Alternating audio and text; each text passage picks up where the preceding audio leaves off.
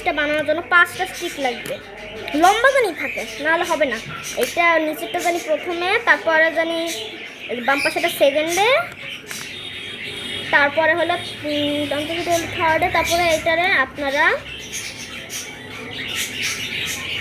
এমনি, আপনারা যদি ফাঁকা হয়ে যায় বেশি এমনি, তাহলে আপনারা এমনি একটু ব্যান্ড করে নেবেন। তারপরে এটা একটু এমনি, তারপরে এই স্টিকটা নিয়ে এমনি আরেকটা বানা দেখে আপনাদের, এইটা এমনে, তারপরে এইটা এমনে, এটা এমনে, তারপরে এটা শক্ত করে ধরে রাখতে হবে। যদি হালকা ধরে রাখেন তাহলে এটা হবে না।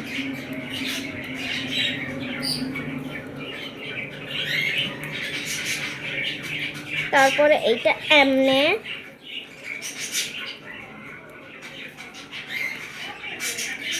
জানি হালকা থাকে, হালকা, ঠিক আছে। আমি এইটারও হালকা করে দিই। এই আপনাদের আরেকটা জিনিস দেখাই, আপনাদের আরেকটা এক্সপ্লোর করে দেখাই।